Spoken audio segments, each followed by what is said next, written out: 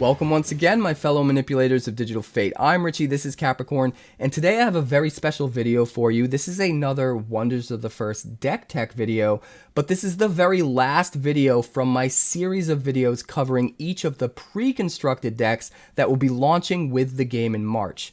This one in particular is the Sulfera Orbital pre-constructed deck, and it's called Swords and Hordes.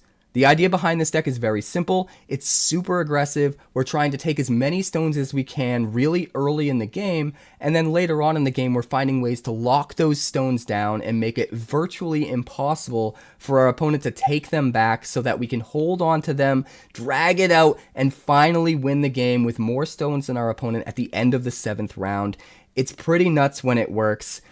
Before we get into the deck, make sure you like this video so I can get it out to so many more people, and make sure to subscribe if you're interested in Wonders of the First, if you're interested in Magic the Gathering content, or just content for CCGs in general. You are in the right place. Hit that subscribe button. Also, be sure to catch me Monday through Friday over on Twitch. That's twitch.tv/QuarantineCapricorn, because if I'm alive and I'm breathing, I'm there and I'm streaming. In fact, every Wednesday moving forward is going to be Wonders Wednesday, and I will be doing a Wonders of the First stream with Tabletop Simulator, playing the game against the playtest team or against the community. So if you want to play games against me in Tabletop Simulator, Wonders of the First, let's do it.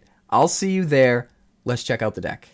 So this deck is called Swords and Hordes, and this is the pre-constructed deck for the Sulfera Orbital, and the entire deck revolves around trying to take as many stones as you can early to get an early lead, very aggressively, and then finding ways of holding on to those stones later in the game with things like Dwarven Vault or Protector counters.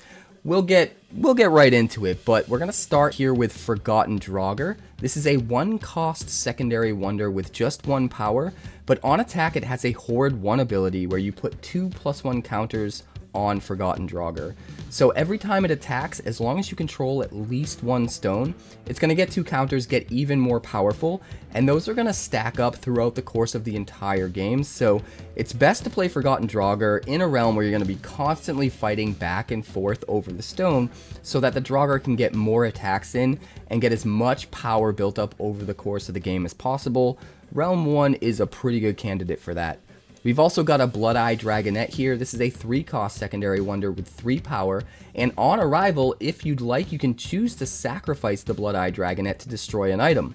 Having the versatility of having this be a wonder when your opponent's not really running an item that you care to destroy, but then also being able to destroy an item when you're in a situation when there's something really powerful and devastating that your opponent controls that you have to get rid of, that versatility is what makes this card really, really good. We've also got Bloodfur Hunter. This is a 5-cost secondary wonder with 6 power, and it's a core, so you're going to need a Sulfera land with a Sulfera link before you can actually even play this at all. But on attack, it has a Horde 2 ability where it gets +2 power this round. Now, even though that +2 power doesn't stick forever in the form of counters like the Forgotten Draugr, you can actually build that up over the course of a single round, especially if you're using lands, harvesting lands to gain more actions. If you can get multiple attacks in the same round, constantly trying to fight over taking back a stone in one particular realm, this will continue to get stronger throughout the round and stack that strength up until the end of the round. So depending on how it's used, it can be really powerful. We've also got a Pink-Relumen here, which is a 3-cost primary wonder with 3 power. This is also a core, but on round start, if you have Horde 2, you gain +1 energy. So as long as you control at least 2 stones, every single round you're going to start with a free energy, which is actually kind of nuts, especially if you can manage to get Pink-Relumen out earlier in the game so you have that many more rounds to actually get the free energy out of him. Can be super, super good and super efficient.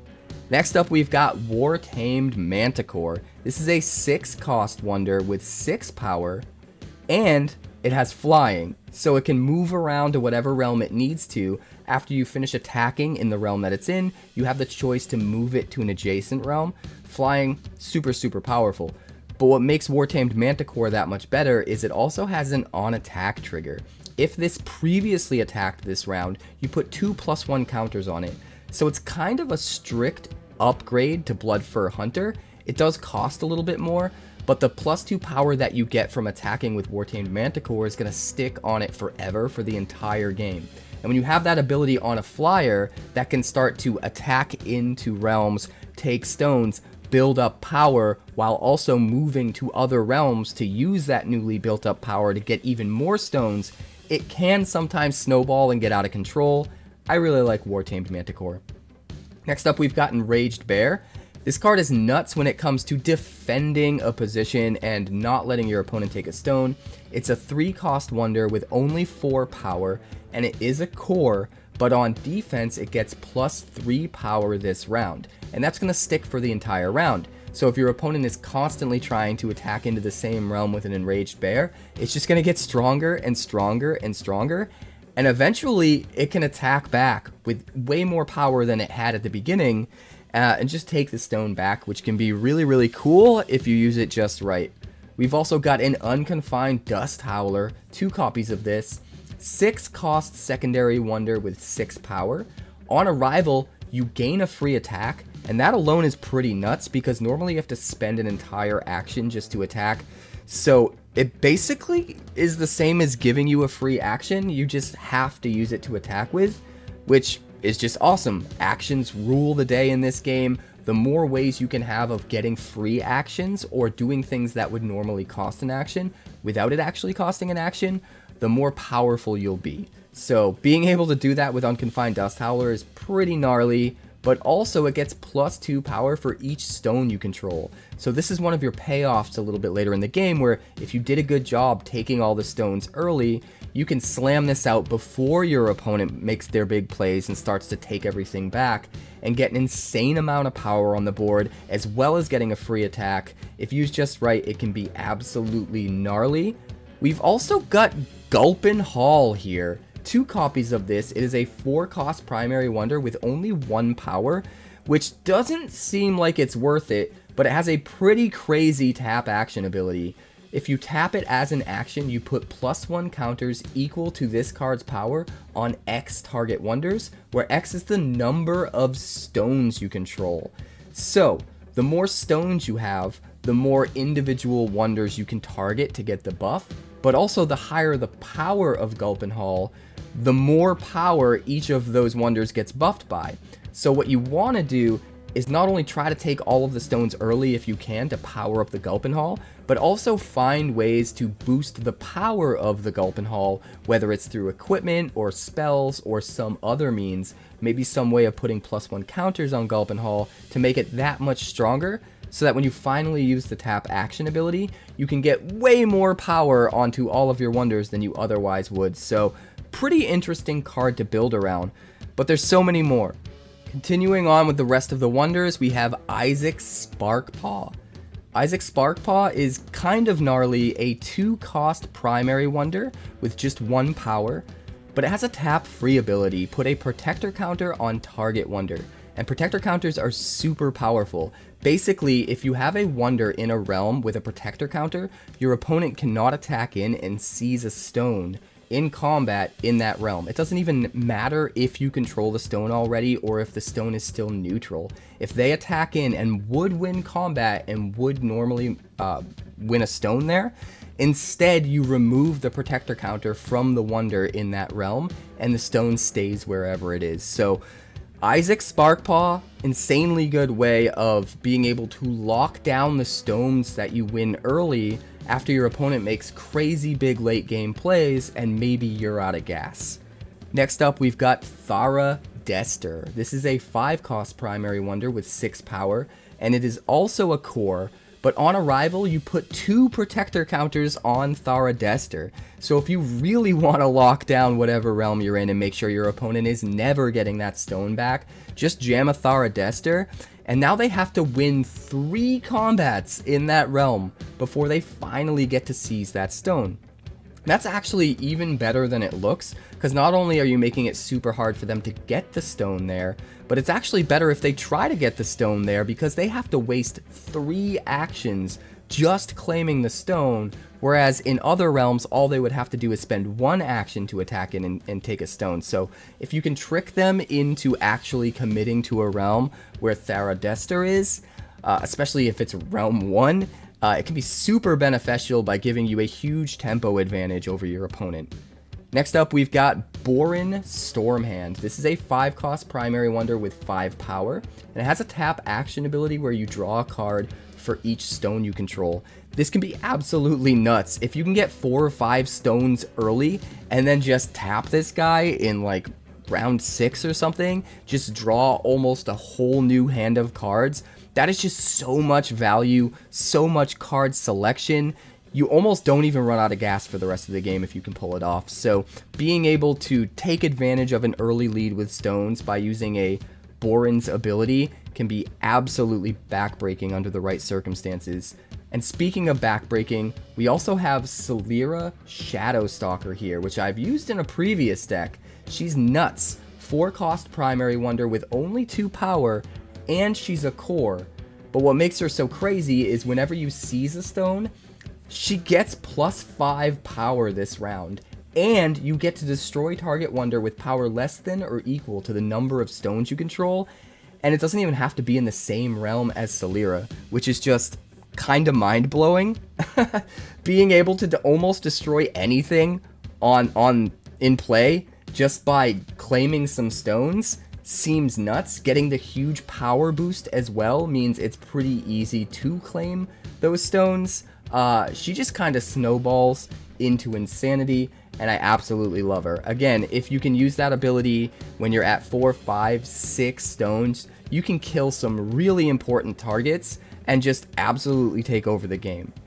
We've also got a Rock Skin Shredder. 2 copies of this actually. 3-cost secondary wonder with 2 power, and whenever a player harvests a land, you put 2 +1 counters on this. What's awesome about Rock Skin Shredder is it works whether you harvest the land or your opponent. So most of the time, players are kind of trying to save their lands to harvest a little bit later in the game and almost use them as a threat of activation sort of thing, where at any point either of you could get extra actions, and it's almost like a standoff situation, like who's going to pull the trigger first. And you can capitalize on that, because if you're not pulling the trigger and they're waiting for you to pull the trigger on harvesting your lands, then all of a sudden you can just jam out a Rock Skin Shredder, and now it's like, haha, you didn't harvest early, now I get to get a ton of power off of you harvesting your stuff, me harvesting my stuff, and it can get super, super out of hand. So if played just right, the Rock Skin Shredder is actually awesome. Next up, we've got Kraken of the Inferno. This is a 4-cost primary wonder with 4 power. It has flying, so it can also move around to different realms after combat, to any adjacent realm, after it participates in a combat. But it also has an on-arrival ability. You may destroy target token specifically. So this is going to be a lot better against certain decks rather than others. Any decks that are really hinging on using tokens, Kraken of the Inferno is going to be particularly good. But just like the Bloodeye Dragonet, having the versatility of, even if you don't need to destroy a token, you have this 4-power flyer that is still giving you value. And then if you do need to destroy a token, you get even more out of it. That versatility is what makes a card like this really strong. We've also got Viking Phantom Caster, a 4-cost primary wonder with 4 power. This guy is also a core, and whenever you play a spell, it gets +4 power this round. Now for this ability, you have to play the spell, not your opponents. But in a deck where you're playing tons of spells, you can buff this guy up insanely huge, and it lasts for the entire round, and he can just take over a realm all by himself. So in this deck, we don't have quite as many spells, so he's not busted, but there could definitely be some decks that we make down the line that are very spell-centric, that absolutely just take advantage of this guy and make him insane. Next up, we've got the Betrayer of Ironskin Clan, a 2-cost primary wonder with 2 power, and whenever a player harvests, you may gain an energy. So another way to get value off not just your own harvesting, but your opponent harvesting their land as well. Now you can also gain energy off of it if you have the Betrayer out. Next up, we've got Corrupted Prismation Behemoth. And we weren't really sure how to pronounce this one. Is it Prismation? Or is it Prismatian? Let me know in the comments how you think it should be pronounced. But this guy, either way, is insane. I'm just going to call him Rock Dude, or Stone Dude. This is a 4-cost, 3-power wonder.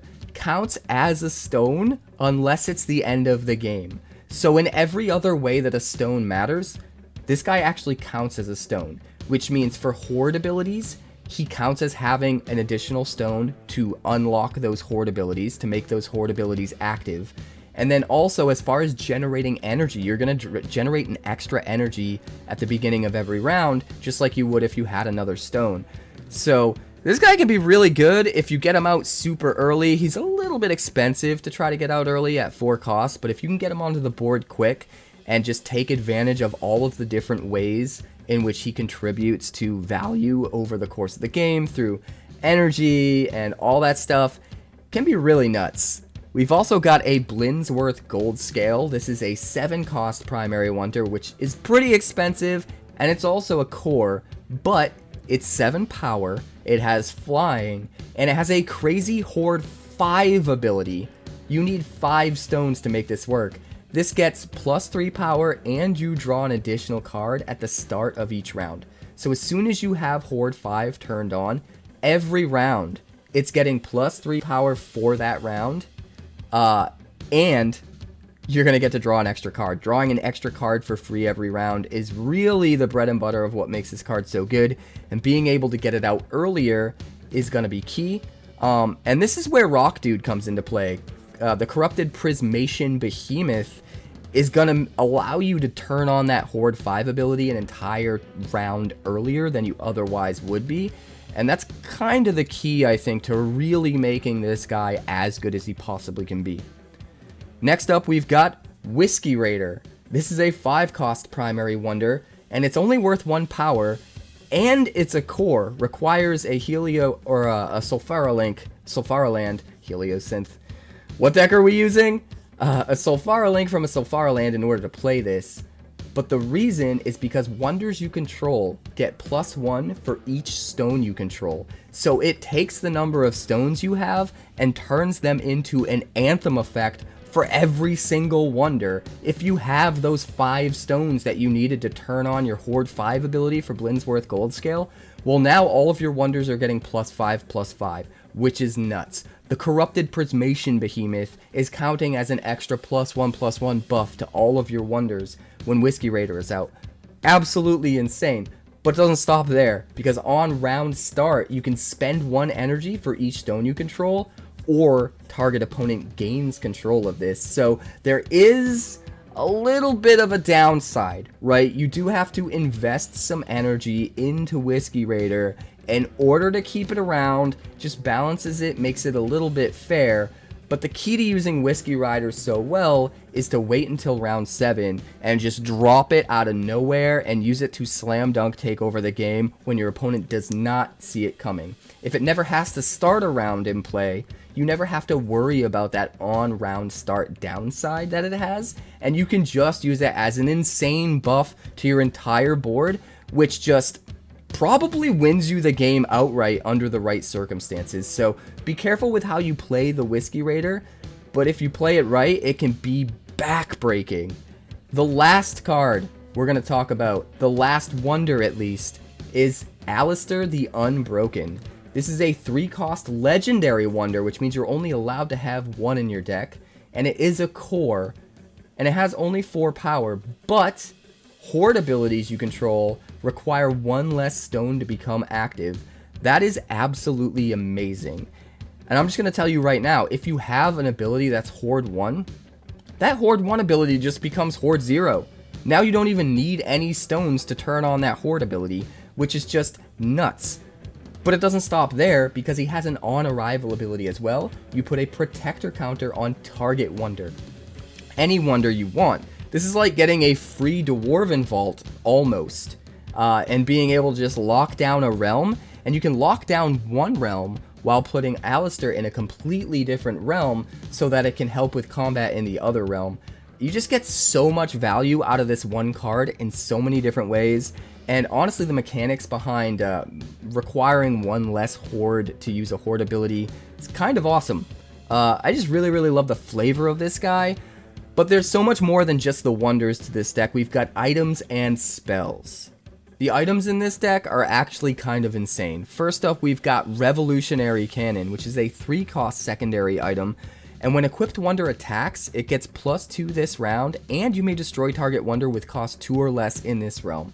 There are plenty of wonders in this deck that want to attack multiple times in the same round anyway, so being able to toss a Revolutionary Cannon on them and give them even more power every time they attack, while also getting to systematically just wipe out one by one every small wonder they have in the same realm on the other side, one by one every time you attack, is kinda crazy. You can put this in a realm where you only have one wonder, and then just slowly take over that realm all by itself with the Revolutionary Cannon, especially if they just have a bunch of small wonders stacked up with power from a bunch of different small wonders. You can just start to systematically get rid of them and buff up your dude, and then just get in and take the stone. It can be really, really awesome.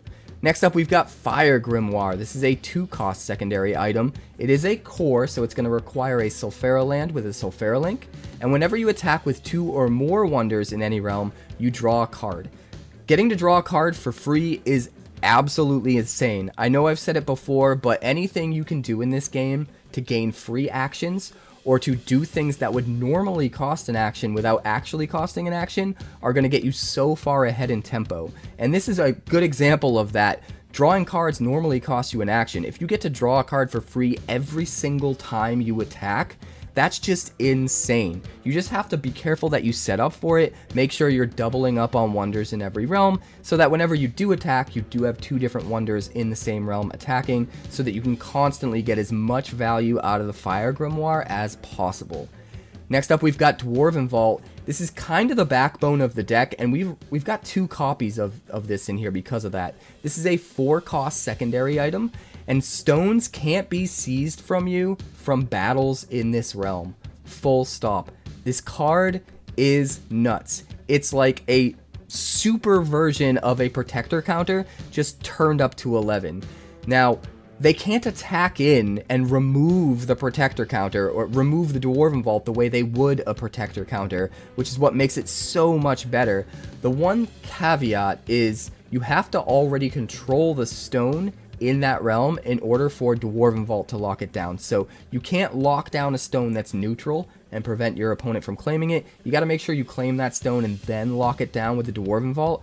But once you do that, it's really, really hard for your opponent to get that stone back. They either have to give up on that realm or be lucky enough to have some kind of a spell or item that allows them to destroy one of your items so they can get rid of the Dwarven Vault and open the realm back up to attacks. So if used just right, it can be absolutely nuts. Lock down a realm. Even better if you lock down a realm where they have a ton of power on their side, so that all of those cards end up just being a waste of your opponent's potential. The last card here is Comet Fallhammer. This is a 4-cost secondary item. It is a core. Equipped Wonder gets +2 power, and when Equipped Wonder attacks, double its power this round. This card is insane. You already have so many different wonders in this deck that want to attack multiple times in a round if possible. Slapping a Comet Fallhammer on them and getting even more value out of every single one of those attacks, doubling the power every single time, and having that double power last for the entire round, it gets absolutely absurd and snowballs into insanity, and I love it. But we've also got a couple spells. Just 2 spells in this deck, the first of which is none other than Rend, a 4-cost primary spell. You just destroy target wonder that arrived this round, just straight up. Absolutely insane if used just right. You do have to be careful. You do have to make sure you kill the thing in the same round that it arrived. So a lot of times you want to try and drag out the round as much as you can if you have a Rend in hand, and sort of wait, conserve some energy, conserve some actions, so that in case they play some kind of crazy big wonder after you run out of actions and energy when it's too late to cast a Rend on it, and then if you wait until next round where you refill on actions and energy, then it's too late to cast a Rend because it didn't arrive this round. So you do have to be kind of careful with how you play this, and your opponent has to be super careful with how they play around it. But being able to destroy any wonder at all as long as it arrived this round is insane. Just try to save it, try to plan carefully for it, and it will do so much work for you. The next spell is Energy Extraction. This is a 3-cost primary spell, and it is a core, so you're going to need that Sulfara land with a Sulfara Link, and it destroys any target item. But that's not it. It also has Hoard 3, and if you have that Hoard 3, if you control 3 stones when you play it, this costs 3 less energy to play from your hand. So it effectively ends up costing 0 energy. It'll still cost an action, but no energy for this to just destroy any target item, even something crazy and bomby, maybe something legendary, is kind of nuts. So having the versatility of, you know, the potential of a card like this against the right decks where it's going to be insanely good is super nice. But we've also got some lands. So we have 4 different lands in this deck, the first of which is Vulcan Vale. We're running 3 copies of this, a 0-cost secondary land, a Sulfara land that gives us a Sulfara Link and can be harvested to gain an action just like every land. But whenever you play a 3rd Sulfara land, you get to untap all of your Vulcan Vales. So if you can get 1 or 2 Vulcan Vales down as your first couple of lands and get some actions out of them first by harvesting them, you kind of get 2 actions out of each land. You get free extra actions as long as you use them early and then you play a 3rd Sulfara land later to untap them and be able to use them all over again. We also have 2 copies of Volcanic Wastes. This is another 0-cost secondary land with a Sulfara Link. It can be harvested to gain an action just like every land, and on harvest it has a Hoard 5 ability where if you control 5 or more stones, you gain an additional action. So this is another land that can potentially give you 2 actions off of harvesting just 1 land, as long as you meet the right requirements. And in this deck, it's super easy to get to Hoard 5 as long as you play super aggressively and you're careful. So it should be pretty consistent that you can get 2 actions out of this. Next up, we've got the Flamekissed Isle. We're running 3 copies of this. It is a 0-cost secondary land. Once again, Sulfara Link can be harvested to gain an action, and on harvest, you reveal the top card of your deck.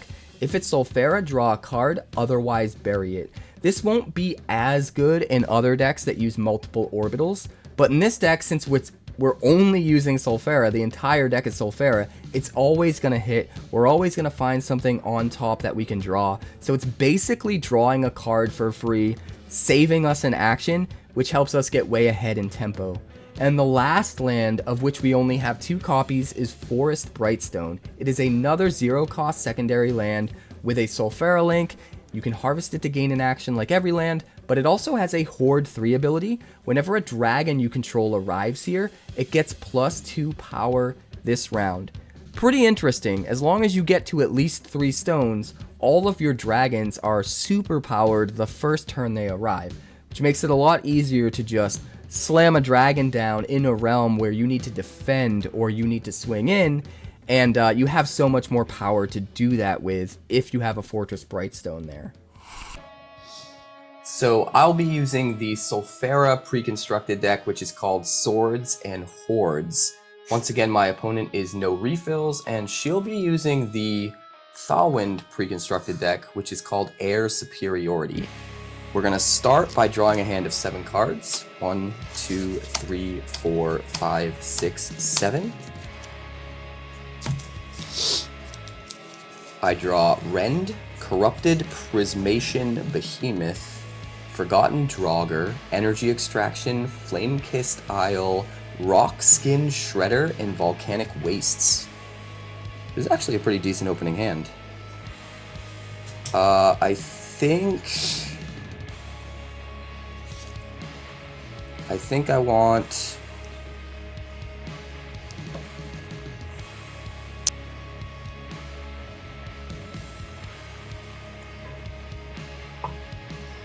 I think I want to put back Energy Extraction and Rock Skin Shredder. I don't think those will be as useful until a bit later.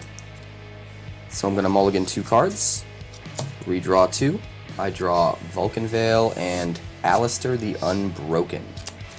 Alright, it is the beginning of round 1. The first realm is unlocked. The first stone is up for grabs, and we will start by drawing a card for the round. I draw another Vulcan Vale. That's a lot of lands. But you know what? I will put them to good use. I'm going to be on the play, so I'm going to use my first action, go down to 2, to play a Vulcan Vale in Realm 1. This is a 0-cost Sulfera land, gives me a Sulfera link, it allows me to harvest it to gain an action, and whenever I play a third Sulfera land, I can actually untap the Vulcan Vale so I can use it again later in the game. Pass to you. I'll use my first action to play a Seafly Nests. Seafly Nests. That is a Thalwind land, gives you a Thalwind link. And what's the special ability on that? It has a Kingdom 3. Whenever a wonder moves into or out of this realm, you may put a +1 counter on it. Right. Interesting. Alright. It's my turn again. I suppose I should probably play... Now that I have a Sulfera link, I'm going to play a Forgotten Draugr. It is a 1-cost primary wonder, or a secondary wonder rather, but it costs me 0 because I have the Vulcan Vale giving me a Sulfera link. It is only worth 1 power, but on attack, if I have Horde 1, I get to put 2 +1 counters on it. Horde 1 means that I control at least 1 stone, so if I can grab that first stone, I can start to pile up counters on the Draugr, which is kind of awesome. I go down to 1 action, I've spent no energy, pass to you. I will spend 1 action to play Kairos Mistral. Kairos Mistral. That's got a tap-free ability? Yeah, tap-free, stun target wonder in this realm. Stunning. But I don't want to stun it. Well, now we have a problem. I can't attack in with Kairos. Don't have a ton of options for what I can play from my hand, unfortunately. I think I'm actually going to use my last action to draw a card. I draw a Bloodfur Hunter. Pass to you. I will swing an attack. Of course you do. Using your last action to attack in Realm 1, you have 2 power, I have 1, so you win. Claim the stone early. I'm supposed to be the one claiming the stones early. That's a bummer. Alright, I pass back to you. I'm all set, pass. You're all set? Okay, it's the end of round 1. It's going to be the start of round 2. Go back up to 3 actions. You both have 2 energy because 2 realms are unlocked. You have an additional 1 energy, bringing you to 3 starting energy this round because you control a stone. Second realm is unlocked. Second stone is up for grabs. Let's draw a card for the round. I draw a Rend. Interesting.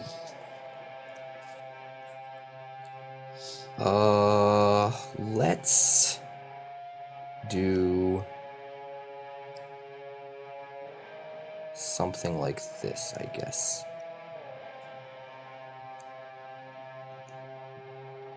I'm gonna spend 1 action and both of my 2 energy to play a 3-cost Alistair the Unbroken into Realm 2. It is a 4-power wonder. It is a core, so I would need a Sulfera land down with a Sulfera link in order to even play it at all, and I do because of the Vulcan Vale. So 4 power, Horde abilities I control require 1 less stone to become active, which means I believe the Forgotten Draugr's ability becomes Horde 0. I'm not 100% sure about that. That's the way we're going to play it, but if that's not the case, if I find out through a ruling later, I'll make a comment down in the comment section of the video letting you guys know. But I'm pretty sure that makes it Horde 0. Horde 0 put 2 +1 counters on the Forgotten Draugr, which is kind of interesting. Also, on arrival, I put a Protector counter on target wonder. So, we're going to put a Protector counter on Alistair the Unbroken. And I'm at 2 actions left. Pass to you.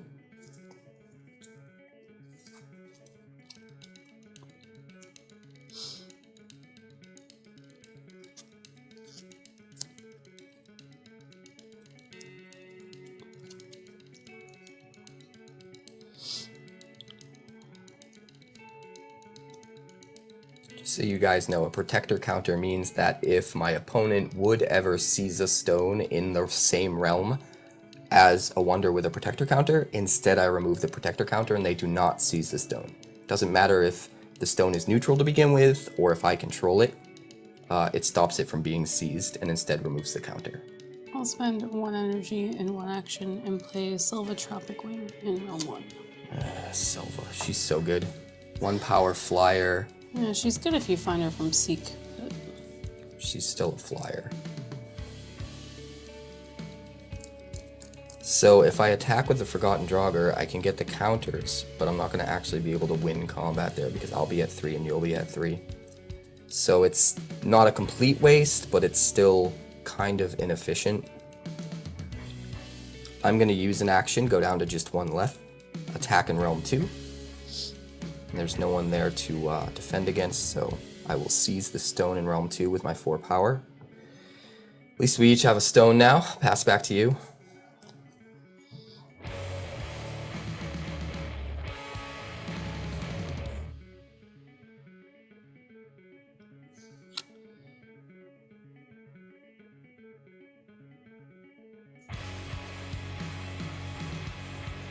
Thinking hard? Thinking hard or hardly thinking? Let's spend another energy and another action to play Silva Tropic Wing in realm 2.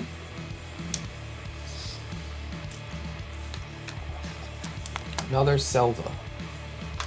Another flyer. Alright, I'm going to use my last action to play a second Vulcan Vale in realm 2 and pass back to you.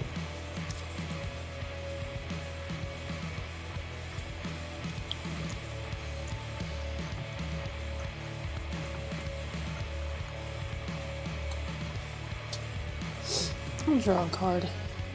Using your last action to draw? Alright, I'll pass back. Pass back. Alright, so it's the end of round 2. It's the start of round 3. We'll go back up to 3 actions. The 3rd realm is unlocked. The 3rd stone is up for grabs. We go back up to 3 energy because 3 realms are unlocked. And we each get an additional 1 because we each control a stone, so I'll be at 4 energy. We draw a card for the round. I draw a Gulpin Hall. Am I going to get to play a Gulpin Hall against no refills? Because that just kind of sounds perfect. Alright, 4 energy, huh? 4 energy. Huh. 4 energy. Interesting. So I'll be on the play.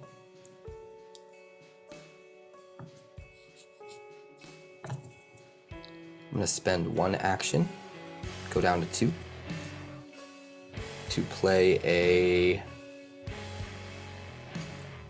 5-cost Bloodfur Hunter into Realm 3 for all 4 of my energy, getting the 1 cost reduction from having a Sulfara link on my Vulcan Vale.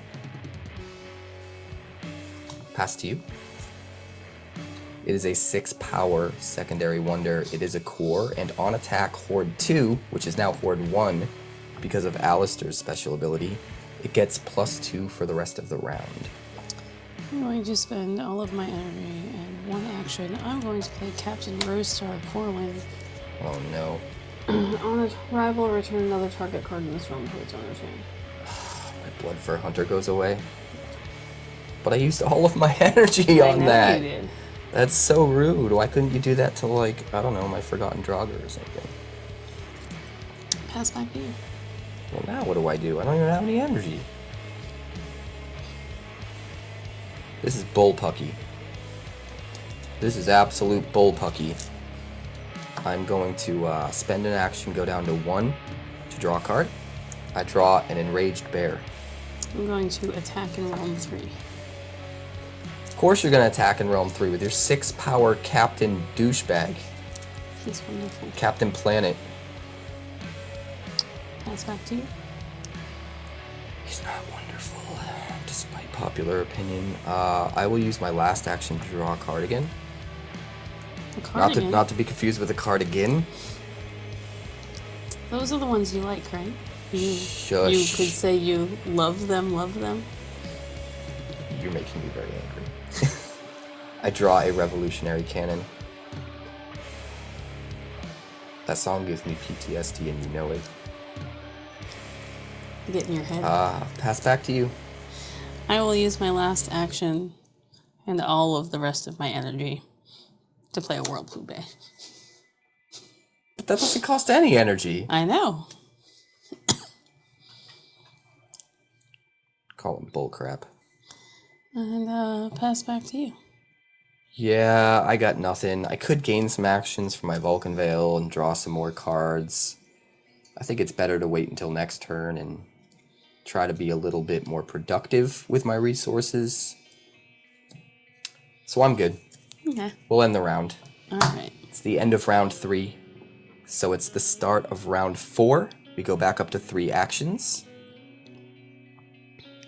We each start at 4 energy. I get an extra 1 because I control 1 stone, so I'm at 5. You get an extra 2 because you control 2 stones, so you're at 6. The 4th realm is unlocked. The 4th stone is up for grabs. We each draw a card for the round. I draw a Kraken of the Inferno. Interesting. That could be good later.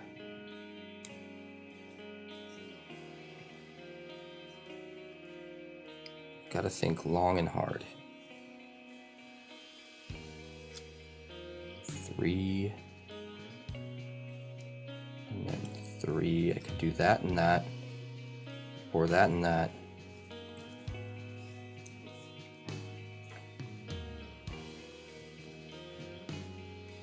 Let's see.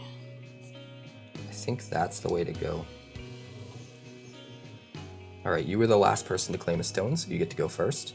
Yes. I just want to play Gulpin Hall, man. I'm going to spend 3 energy Play Gulpin Hall. and 1 action and play a Corvus Shadowwing in realm 4. Corvus Shadowwing. He's a 4 power, 4 cost, and whenever a wonder you control flies, you may move it an additional time to an adjacent space. And it has flying itself, right? Yes. 4 power? Piece of cake. Alright, I'm going to use 2 energy, go down to 3, and 1 action, go down to 2, to play an Enraged Bear in Realm 4. It is a 3 cost, 4 power, it is a core, and on defense, it gets +3 this round, so when defending, it's worth 7 power. Which means you can't attack with your little crow guy over there. Pass to you.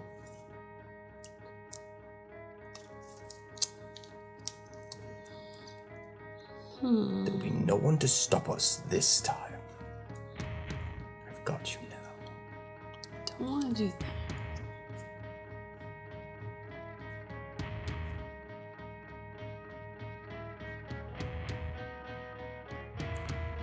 I could. It might not be very good, but... No, that's a terrible idea. I'm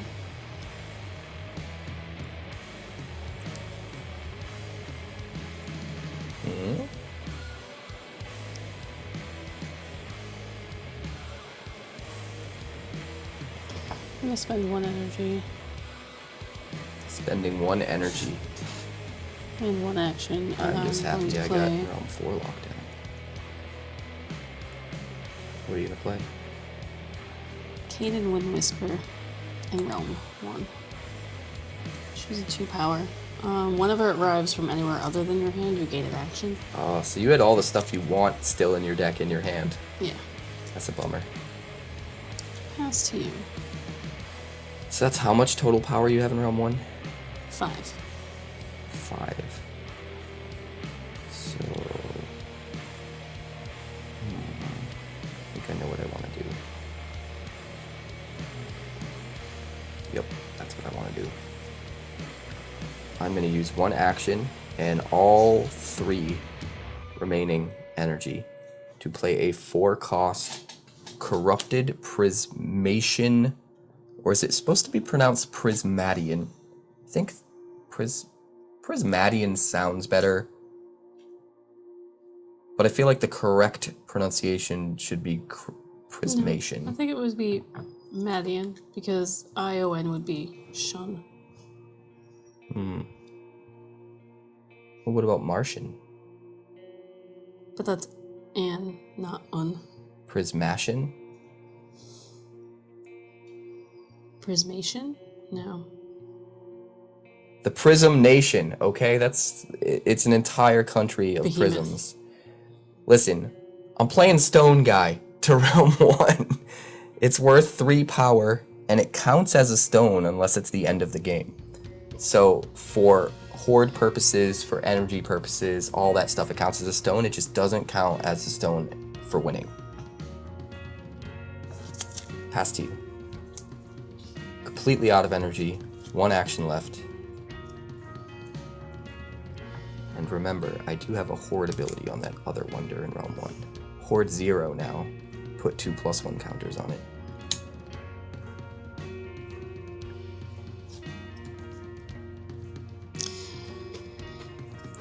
Not that it matters, because I have a stone. But still. Oh, wait. Yeah. Because Alistair. Alistair gives horde abilities you control require 1 less stone to become active. Mm-hmm.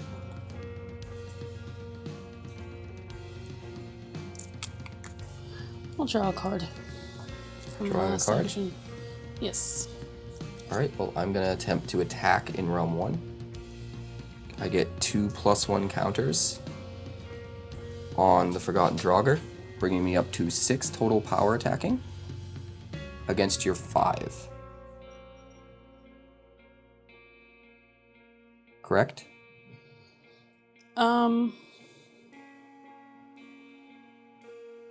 There's things you could have done potentially. Yeah, because it can't happen. Like, you would attack before I would do an action. Yeah, that's fine. Alright, so I will claim the stone in Realm 1. And, alright, so I'm down to 1 last action. I have no energy left, but I did finally grab that stone, which is nice. And the Enraged Bear is making it very difficult for you to attack in Realm 4 and take that stone, which is also nice. You still have an action. Oh wait, no, that uses my last action. That should have been. I'm a liar. I don't have an action left. That used my last action. Pass to you. I'm good past you. Alright, that'll be the end. So it's the end of round 4. It's the start of round 5. We go back up to 3 actions. The 5th realm is unlocked. The 5th stone is up for grabs. We each start at 5 energy. I get an additional 2 because I control 2 stones. That will put me at 7. You get an additional 3. Oh, you're right, because I have Stone Guy. Stone Guy. Corrupted Prismartian. Martian Nation guy. Listen, he'll always be Stone Guy to me. The stoned ape theory. So that puts me at 8. And you have 1 stone, so you should be at 6. We draw a card for the round. I draw an Unconfined Dust Howler. Nice. I have a lot of cards. A lot of cards. A lot of cards. Since I was the last person to claim a stone, I guess I'll go first. I know what I want to do.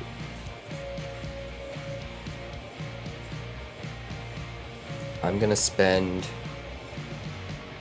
4 energy, go down to 4, and 1 action, go down to 2, to play a 5-cost Bloodfur Hunter into Realm 3. It's 6 power, on attack, Horde 2, which I do have Horde 2, but it is a Horde 1 now because of Alistair. It gets +2 power for the rest of the round. Pass to you. Alistair's really cool. Yeah, I'm gonna do this. I'm gonna spend 1 energy and 1 action. And I'm gonna play Set Sail, and I'm gonna send your Bloodfur Hunter to Realm 1. That's rude. That's really rude. I mean, I suppose that's a decent thing to do. It would have been nice to re-trigger your on arrival abilities and stuff, but probably better to get rid of the Bloodfur Hunter. Yeah, I can't do anything in Realm 1 anyways, so you might as well just stack all your stuff over there. Well, it doesn't leave me with a ton of options. Let me think.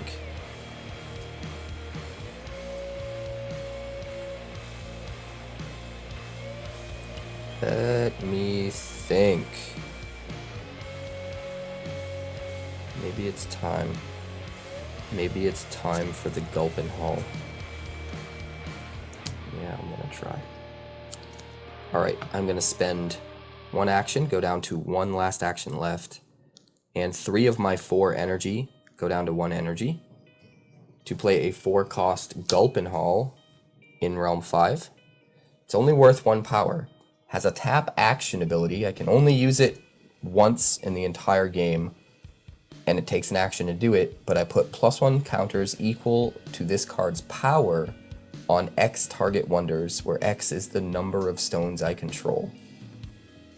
So however many stones I control, that's how many wonders I can target to put counters on, and however much power he has, which it's only 1 right now, is how many counters go on each of them. Pass back to you.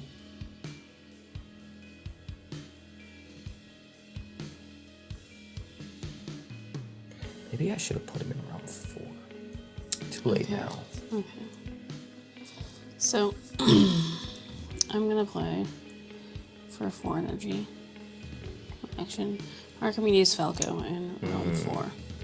He is a 5 power. He has a tap free ability, which is look at the top 3 cards of your deck, put them back in any order, or bury them. And he's flying. Another flyer. Oh, and you have super flying, right? Yeah, I can fly double the distance. Crazy. Crazy. All set? Yes. So that's 9 total power there? Yes. 5, 6, 7. I only have 1 energy, huh? You waited until I was out. You jerk. I guess there's not a whole lot I can do in Realm 4. I'm gonna use my last action to attack in Realm 5 with my 1 power Gulpin Hall. Okay. And claim the stone. I'm going to use my tap free ability. Look at the top 3. Yep. Now, can you bury some of them and keep the others on top? Put them back in any order or bury them. So. Interesting. So you either bury them all or keep them all on top, but choose the order. Yeah. Bury them all? Yep. Pass back to you. Alright. I mean, I've got nothing I can do. My tap ability there requires an action. It's not a free like yours. So I pass back. Okay. I'm going to spend this 1 action in 0 energy. I'm going to play Rodade Hopmaster. Into Realm 5. Yes. 1 power, and on arrival you seek 3, a wonder that costs 2 or less. Yes. Is that the one that portals it when it arrives, or no? It just stays there? No, it just stays there. I think it's Ryland that portals. And I got nothing. Wow. Does that mean the other ones that you bottomed were also not 2 power? Or 2 cost? 1 was, but it wasn't worth using. Gotcha. Well, at least they're all... Those 6 cards are out of the way now, and you're closer to what you need. But I got nothing. I pass back. Pass back to you. Alright, it's the end of round 5. It's the start of round 6. We go back up to 3 actions. The 6th realm is unlocked. The 6th stone is up for grabs. So we start at 6 energy. And I get an extra 1, 2, 3, 4. 4, counting stone guy. So I'll be at 10. Okay. I'll be at a whopping 10. You get an extra 1. I'm sure that's going to change real quick. You draw a card for the round. I draw a Bloodeye Dragonet. I feel like that's bad luck for me. That's like one of your favorite cards. I feel like just drawing it into my hand means I'm gonna lose. I don't really think there's much I can do. I was the last person to claim a stone, right? You were.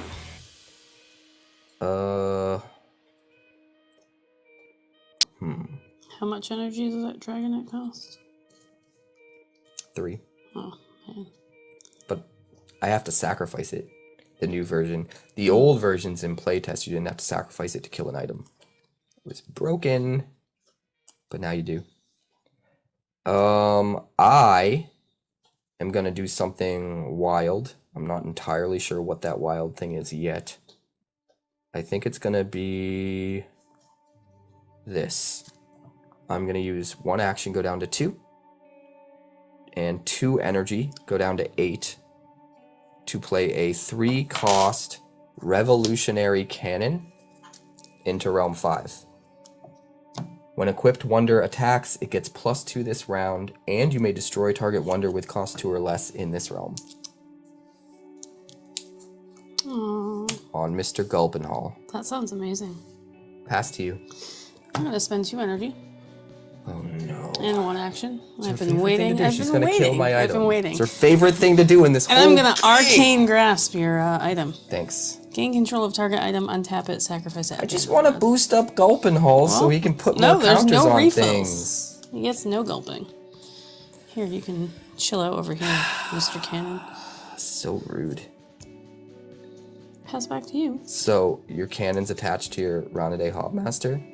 No, it's just there. It just exists. I'm pretty sure when it enters a realm, it gets to become attached. Right? I don't know. I guess Yeah, so. I'm If you almost say so, positive. then yes. It says gain control of it, right? Yeah, but that would just mean that I own it. It would be stupid to gain control of it and not be able to use it and then sacrifice it anyway. At that point, it might as well just say make them sacrifice an item. Yeah, you definitely get to attach it. It's just, it won't stay forever. You'll have to sacrifice it at end of the round. That being said, I don't think it'll get that far. I have to do something. So, we are gonna do this, which feels really, really bad. I'm gonna spend 1 action, go down to 1. Spend 2 energy, go down to 6, to play a 3-cost Bloodeye Dragonet into Realm 5. But on arrival, I can sack it to destroy target item. I'm gonna sack it to destroy my own Revolutionary Cannon. Well, it was gonna get destroyed anyway. Because I have to, because you're gonna kill my Gulpenhall! Oh wait, my Gulpenhall costs more than 2. You wouldn't have been able to kill Gulpenhall. Nope. That was kind of wasteful then. It wasn't completely wasteful because now you can't attack it and take the stone. You don't have enough power. But still not as good as I was thinking. I thought I really had to defend against that damn cannon. I will attack in realm 2, 3, 4. Oh, you actually have 9 power there now, right? Yes. I have 7. Yep. I will take the stone, and I will move him over here. What about Falco? You want to move Falco? Nope. Sure? Mm-hmm. Positive? Yep. Come on, move Falco. He looks lonely. He looks real lonely. And it does say whenever a wonder, not another wonder, so just to clear. How many stones do I control? 4, technically, if I count Stone Guy. Mm-hmm.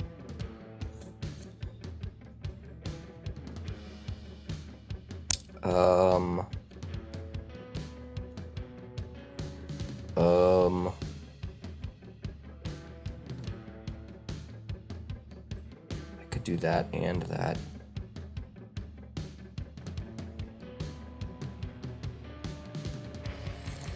That was my second action, right? Yeah, I have one action left and I'm trying to figure out what the heck to do. I feel like I have to shore up Realm 6 and prevent you from taking that stone. I think I just gotta do this. I'm gonna go for it. I'm gonna use my last action and 5 energy, go down to 1, to play a 6-cost Unconfined Dust Howler into Realm 6. It is a 6 power. On arrival, I gain a free attack. I'm going to use this little token to represent a free attack that I get to turn in at any point in the round. Okay. And then it also gets +2 for each stone I control. So it's 6 power plus 8, counting stone guy. So he's a 14. That is a little aggressive. Pass to you. Yeah, well. Gotta do what I gotta do. I'm going to spend my last action, play another Ronade Hopmaster, see if this will work out for me. Oh, it looks like it's working. Looks like you're gonna have some options. I guess only one of them's actually. Yep. Which guy did you hit? 𝐿𝐉𝒐𝒻 Oceanbreaker. Alright, so you seek 3, you found 𝐿𝒉𝒐𝒻, which costs 2 or less. You I have to play put for it in free. that realm, right? Yeah. Yeah. And that's the one that has a tap action ability, right? Put another target wonder with cost 3 or less in this realm to another target realm. Oh man. That means your Ronade Hopmaster will re-trigger if you move it. That's pretty cool. She finds him for free so that he can move her for free so that she can find more stuff for free. Well, I'm not going to be able to stop you from attacking in Realm 5 and taking the stone there, but what I can do is turn in that free attack I got and smack in Realm 6 with my 14 power Unconfined Dust Howler against your 4 power Crow guy. I'll win combat there and take the stone in Realm 6. Pass back to you. I'm going to tap action my 𝐿𝒉𝒐𝒻 Oceanbreaker. Okay. I'm going to portal Ronade to... we'll just portal her to Realm 4. Alright. On arrival, I get to seek 3. 1, 2, 3. I get... That's pretty good. I get Ryland Windstrider. Oh, you hit Rylan off Ronade? Yep. Surprised you put it in Realm 4, though. I have to. Oh, it didn't say you could put it... Oh, it's adjacent? Is it an adjacent realm? I believe you just have to, because Ronade, don't you have to just put it in with you? No, I'm saying, where do you put Ronade? What is this? What is I'll put the tap? Ronade here. What is the tap free ability, or the tap action ability? Any realm. Yeah, I was surprised you put it in 4. Alright, so Rylan has another tap free ability, right? Yep. Good God. I'm out of actions. I'm gonna tap. I pass back. Tap. 1. And that's a tap free. Yes. Seek 3, find a wonder that costs 2 or less? Yes. And I'm out. Nothing. Nothing. Fun fact though, if you manage to be able to portal Rylan, it'll untap and you can use it all over again. Which is kind of cool. Alright. Pass back to you. I pass back. Alright, that'll be it then. That's the end of round 6. It's the beginning of round 7. We go back up to 3 actions. 7th realm is unlocked. The 7th stone is up for grabs. So we start with 7 energy. I have 4 actual stones plus stone guy. So I will start with 12 energy. And you have 2 stones, so you'll start with 9. We draw a card for the round. I draw a Borin Stormhand. Borin. That's fun. And I believe you were the last No, I was the last person to grab a stone. Yeah. Because your shenanigans didn't actually... Wait, didn't you attack here? No? Oh, you were out of actions, weren't you? Yeah, it was You out just of had to use actions. I had tap freeze. Yep. Okay, that makes sense. You had your free action. Right. How much power do you have in Realm 5? Is it 4? Yeah. So I kinda need to shut that down. Alright, I'm actually going to use my first action, go down to 2. And 4 energy, go down to 8. To play a 5-cost Borin Stormhand into Realm 5. It is a 5-power wonder that gives me a total of 6 there, which is strong enough to defend against you, unless you add more power. It also has a tap action ability, draw a card for each stone you control, which actually seems kind of awesome. Pass to you.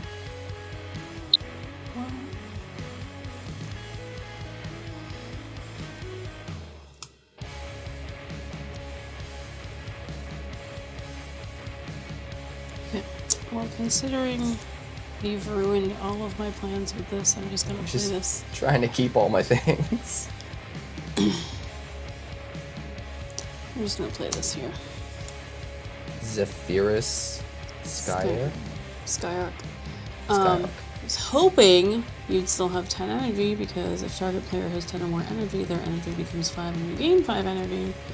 But then you spent 4 energy, so you ruined everything. Well, if you would have taken the stone last turn, it wouldn't have mattered round. Because you used that free action after I ran out of actions. You had a free attack. So Right, even if I took it, you would have gotten the stone after that. Yeah, I suppose you're right. So it only would have worked out if I started first or you didn't spend 4 energy. But it's a 2-power, so now there's 6 in there. Sounds about right. Let's see. I'm going to use an action, go down to 1, to use my Boris Stormhand's tap action to draw a card for each stone I control. So I'll draw 5. I draw Dwarven Vault, Fortress Brightstone, Blinsworth Gold Scale, Rock Skin Shredder, and Fire Grimoire. Pass to you. I don't think I have enough energy to play all this.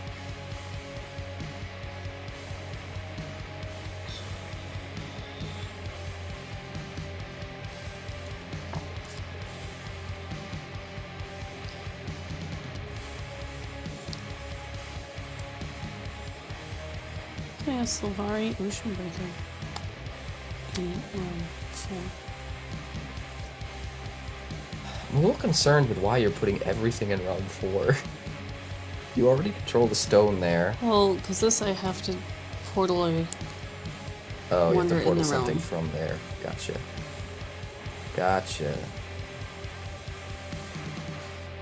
Alright, I'm going to use my last action. And 2 energy, go down to 6.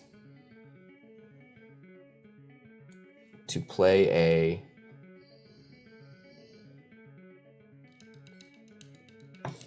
4, 5, 6. I'm going to play Rock Skin Shredder into Realm 7. It's only 2 power, but whenever a player harvests a land, you put 2 +1 counters on it. That's me or her. Pass to you. I'm going to use a tap action. I'm going to portal my Ryland into Realm 5. Realm 5 Rylan. Yep. Alright. Pass back to you. I'm going to tap my Vulcan Vale in Realm 1 to gain an action. Sure. To harvest it to gain an action, I go up to 1. And then when I harvest,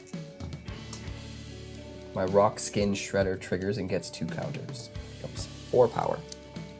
Pass to you. I'm gonna tap Ryland. Probably gonna do it. Ooh. Seek find another Rylan? That's disgusting! Alright, so let me think. It enters and then it And you portals portal somewhere. it to an adjacent So you won't have time to use its tap ability before it portals, unfortunately. No. But still. See, Ryland's even better if it hits an on arrival, because the on arrival ability will trigger immediately and then portal and then trigger again, which is nuts. But it's still insane for that. In fact, it's probably actually better hitting another Ryland because you still get to do all of that after, but also get another Ryland. Yeah. It is a tap free, right? Yep. Crazy. Pass back to you. Crazy, crazy, crazy. I'm going to tap my Vulcan Vale to gain an action. I go up to 2 actions, and I put 2 more counters on my Rock Skin Shredder. It goes up to +4. Okay. Pass to you. I'm going to tap. Tapping your Ryland to seek 3. Yep. And nothing. Such a bummer. Pass back to you. I am gonna spend one of my actions, go down to 1, and 0 energy to play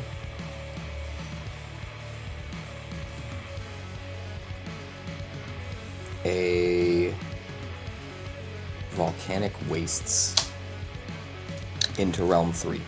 Okay. When it arrives, I get to untap both of my Vulcan Vales because it is my 3rd Sulfara land entering. Okay. Pass to you. I'm going to tap my Whirlpool Bay to gain an action. And reveal the top card of my library. If it's Thalwind, draw it. It's Thalwind. So you drew a card and gained an action? Yes. I am going to tap my Volcanic Wastes to gain an action, go up to 2, and when I do, it has a Horde 5 ability, which is Horde 4 because of Alistair's ability to reduce Horde costs by 1, to gain an additional action. So I actually go up to 3 actions. Pass to you. And yes, I get 2 counters on my Rock Skin Shredder for harvesting. So it is now an 8 power. Spend 4 energy and 1 action. Oh, jeez. I'm going to play the Wind Reaver. Oh, no. Into Realm 7. On play, gain control of target enemy wonder in this round and untap it. Oh, no. Thank you. Oh, excuse me. 6 power Rock Skin Shredder.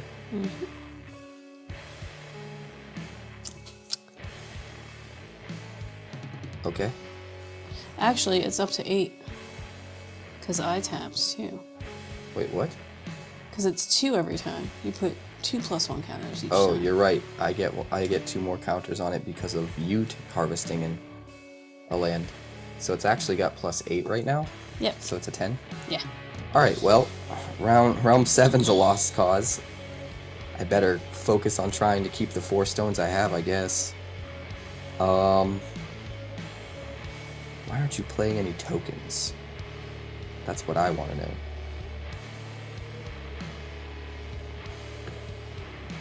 That is a big boy. You have 1 card left? Yep.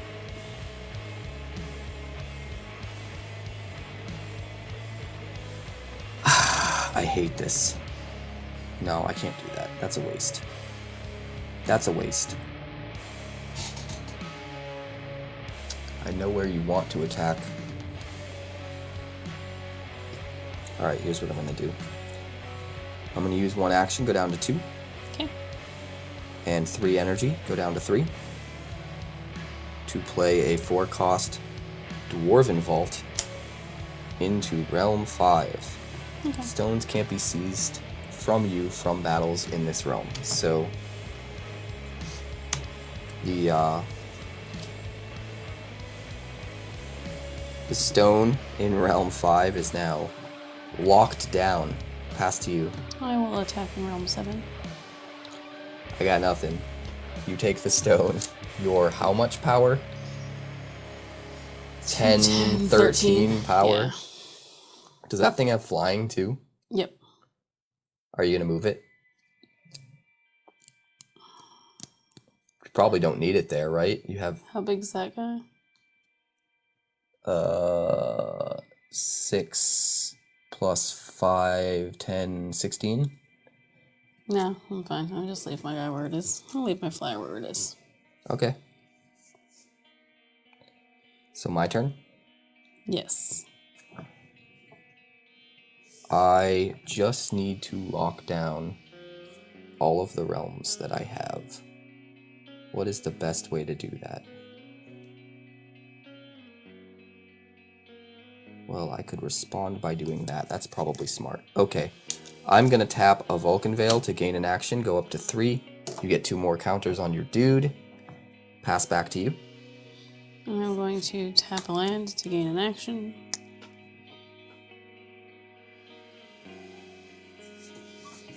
I will tap my Vulcan Vale to gain an action. Go up to 4. You get 2 more counters.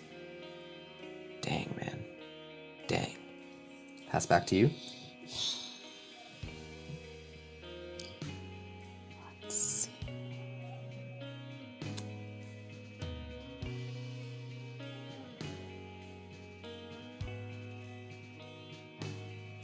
So, 6, 9, 13? Yes. No, 12. 12.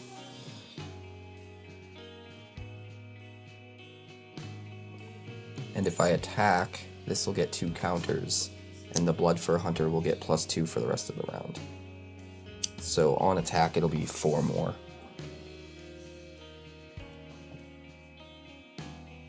But not on defense.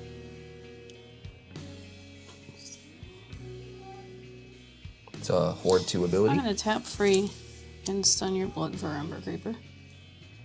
Or Blood Fur Hunter, not Ember Creeper. That's a different card. It used to be called Blood Fur Ember Creeper. It'll always be Blood Fur Ember Creeper to me.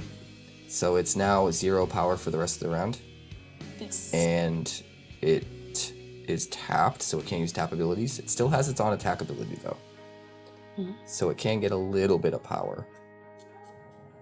I will...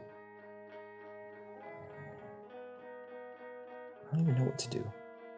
I guess I'll use an action, go down to 3, use 0 energy to play a Fortress Brightstone in Realm 7. I can harvest it to gain an action, and it's got a Horde 3 ability. Whenever a dragon you control arrives here, it gets +2 this round. Go to you.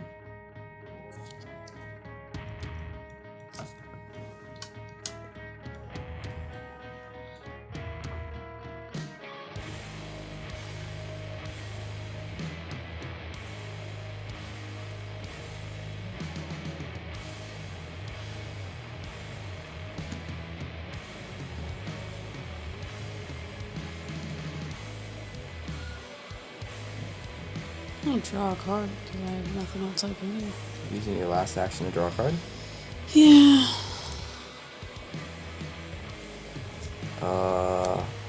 I will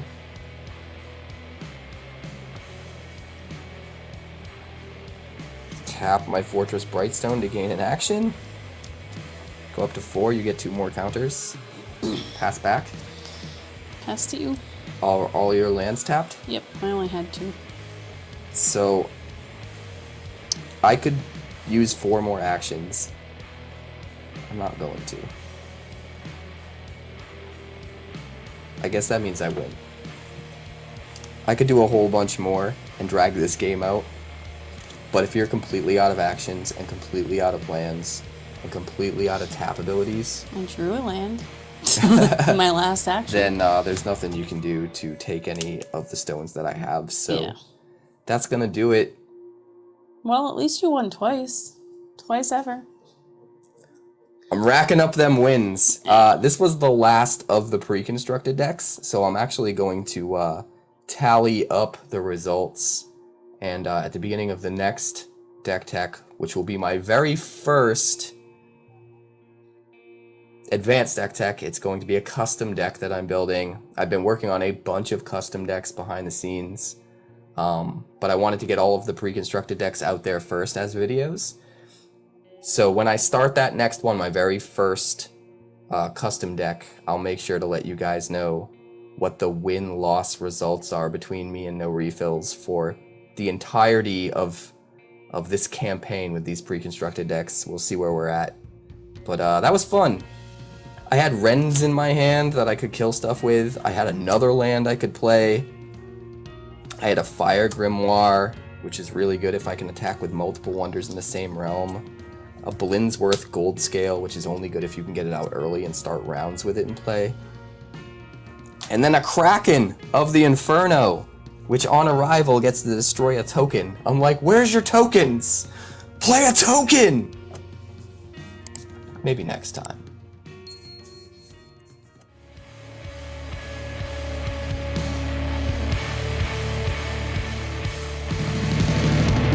Thanks so much for checking out my channel. I'd like to give a huge shout out to all of my patrons over at Patreon. Without you guys, this channel would not be possible, so honestly, thank you from the bottom of my heart for all of your contributions. If you haven't yet, like and subscribe. The more likes we get and the quicker we get them, the bigger this channel will grow and the faster it will grow. I'd love nothing more than this channel to become something very special for you guys, but it's entirely up to you how fast that happens. Also, if you'd like more deck text, that's somewhere over there. And if you'd like to see what else the channel's been up to lately, that's somewhere up that way. Also, subscribe, circle below, do all the things.